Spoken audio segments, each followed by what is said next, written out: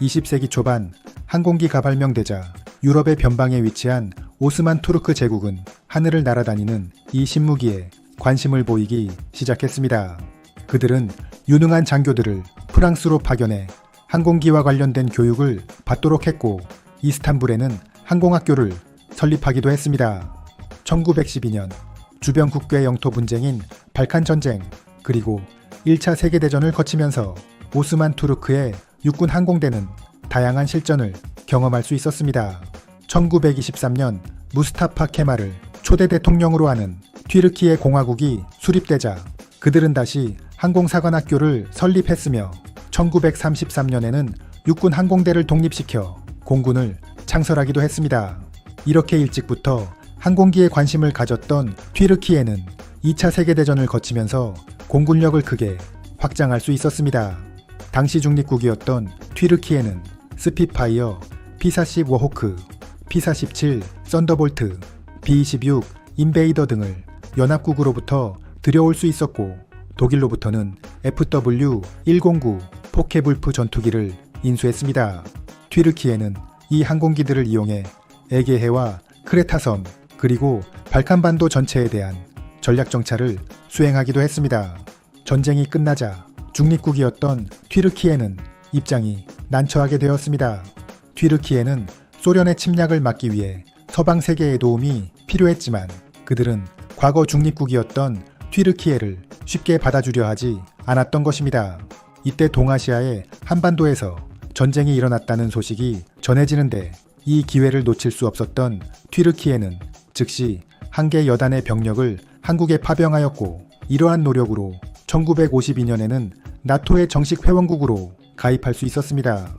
나토의 일원이 된 튀르키예는 소련의 흑해함대를 보스포러스 해협에서 차단할 수 있는 위치에 있어 대공산 진영의 선봉대 역할을 수행했습니다. 1980년대와 90년대 튀르키예는 피스 오닉스 사업을 통해 미국으로부터 F-16 전투기 240대를 도입하게 되는데 이로 인해 튀르키예는 이스라엘 다음으로 F-16을 가장 많이 운용하는 국가가 되었습니다. 이 당시 튀르키예는 F-16을 대량으로 면허 생산하면서 항공기 제작 기술을 급속도로 발전시킬 수 있었습니다. 2002년 튀르키예는 10억 달러를 투자해 미국이 진행하는 JSF 사업에 참여하게 되었습니다.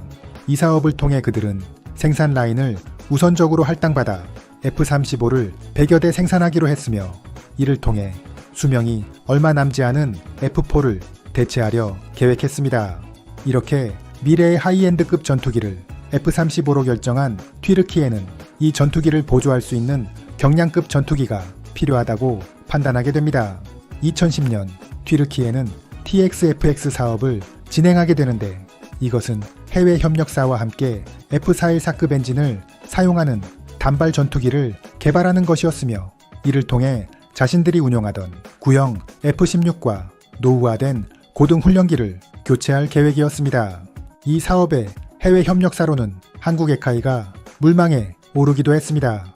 하지만 그들은 사업 지분의 40% 요구, 상당량의 기술 이전, 일부 수량의 자국 내 생산, 한국의 T-129, 망구스타 헬기 수입 등 무리한 조건을 제시하면서 협상은 결렬되었습니다. 이렇게 해외 협력사를 구하지 못한 튀르키예는 사업 명칭을 TFX로 변경하고 독자적인 국산 전투기를 개발하는 것으로 계획을 수정했습니다. 이 사업의 내용은 계속 수정되어 2016년 무렵에 TFX 사업은 F-18이나 라팔 정도 크기의 미들급 전투기를 개발하는 것이었습니다. 하지만 이 무렵 고등훈련기를 개발하는 휴르젯 사업이 계획되면서 TFX 사업은 F-15급의 대형 전투기를 개발하는 것으로 다시 변경되었습니다. 당시 튀르키예는 F-16을 대량으로 운용하면서 여기에 장착되는 F-110 엔진에 대해 상당한 노하우를 갖고 있었는데 이 기술을 이용해 F-110 엔진을 2개 장착하는 대형 전투기를 개발할 수 있다고 판단했던 것입니다. 세부적인 개발 계획은 설계 및 시제기를 제작하는 페이지 1, 저율 양산 및 운용 시험 단계인 페이지 2, 대량 양산 및 본격 운용 단계인 페이지 3 이렇게 3단계로 이루어집니다. 또한 양산 물량에는 블록 개념을 적용해 블록 10은 4.5세대 전투기, 블록 20은 F-35와 동등한 5세대 전투기로 계획했습니다. 지난 2019년 TFX 사업은 큰 변화를 맞이하게 됩니다. 원래 튀르키예는 자국의 방공망을 구축하기 위해 미국으로부터 패트리어트와 사드를 도입하기로 하면서 여기에 추가적으로 기술 이전과 공동 생산, 재정 지원 등을 미국에 요구했지만 그들은 이를 받아들이지 않았습니다.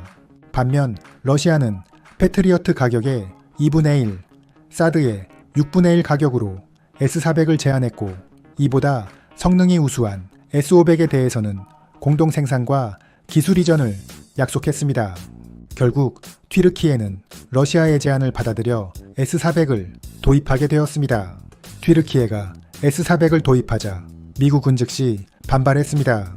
튀르키예에는 곧 F-35 전투기가 제공될 예정인데 만일 그들이 S-400 레이더를 이용해 F-35에 대한 각종 정보를 수집하고 이 정보를 러시아나 중국에 제공한다면 이는 미국에 큰 위협이 될 것이라고 판단했기 때문입니다.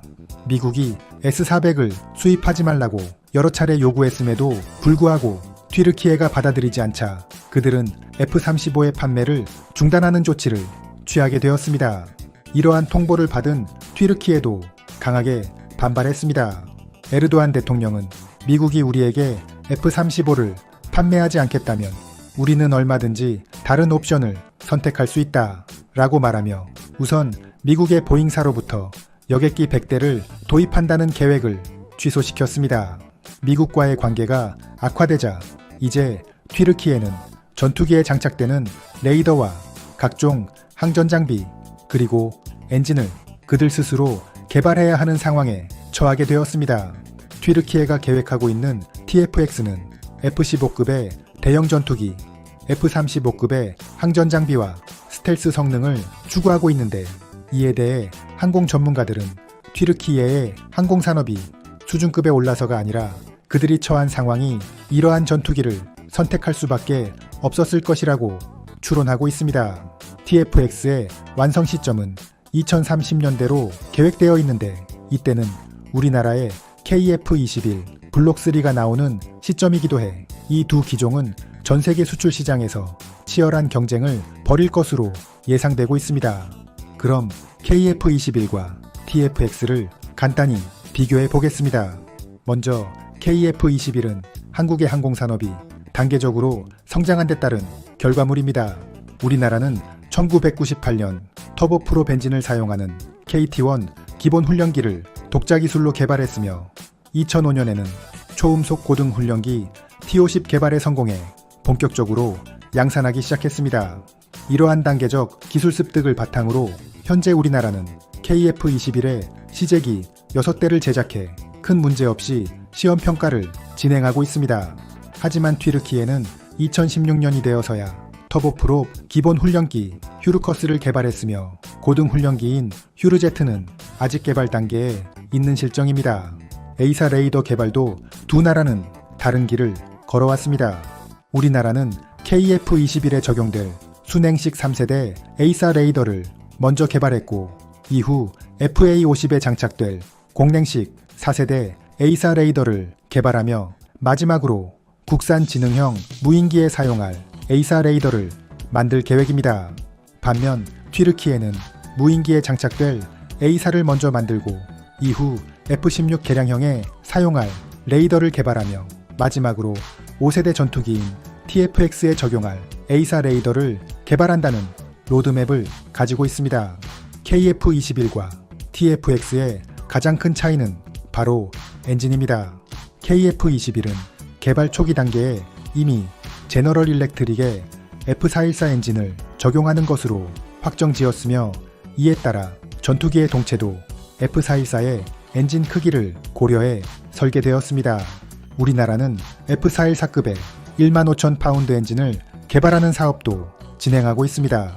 현재 우리나라는 무인기에 적용할 5,000파운드와 1만 파운드급의 엔진을 개발하고 있고 2037년까지 5조 원을 투자해 1만 5천 파운드의 엔진을 개발할 계획입니다. 이 엔진이 완성되면 KF-21은 엔진까지 모두 국산화에 성공하는 전투기가 될 예정입니다.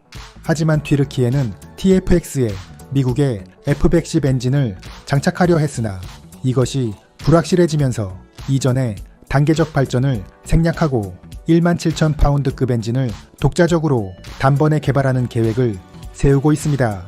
튀르키예가 아무리 F-16을 면허 생산하면서 F-110 엔진에 대한 기반 기술을 가지고 있다고는 하지만 면허 생산과 독자 개발은 분명한 기술적 차이가 있다는 점에서 전투기와 엔진의 동시 개발은 큰 어려움이 있을 것으로 예상되고 있습니다. 그럼 2030년대 KF-21 블록3와 TFX의 수출 전망에 대해 알아보겠습니다. 현재 미국은 5세대 전투기인 F-35를 해외에 수출하고 있지만 모든 국가들이 이 전투기를 구입할 수 있는 것은 아닙니다.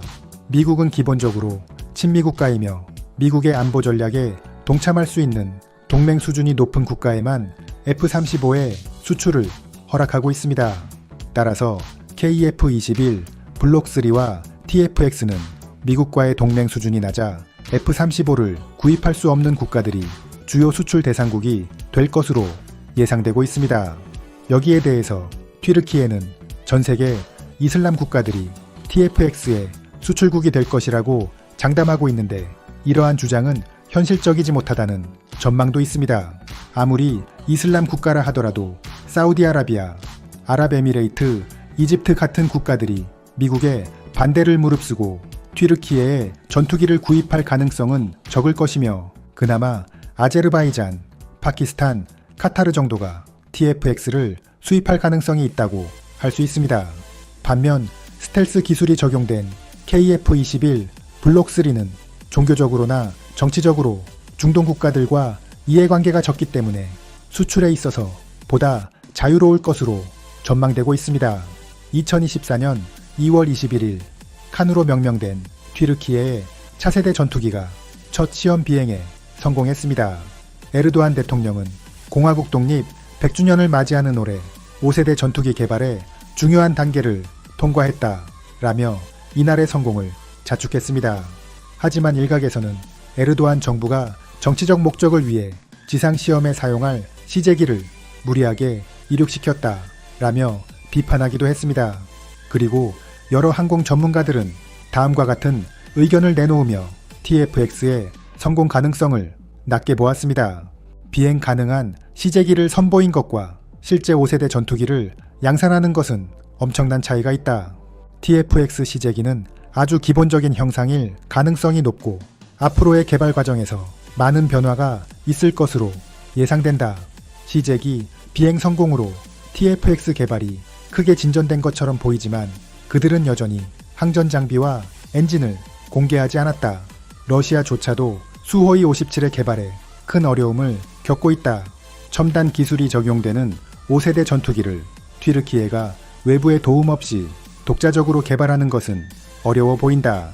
현재 튀르키예는 TFX의 크기가 F-15급의 대형 전투기이며 성능은 F-35와 동등한 5세대 전투기라고 주장하고 있습니다.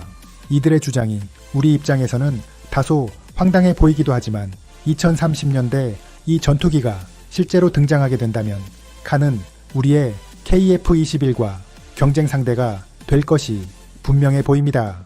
그들이 칸 개발을 실제로 성공시키는지 여부를 떠나서 우리는 KF-21이 원래의 계획에 따라 차근차근 단계적인 개발에 성공할 수 있기를 기대해 봅니다.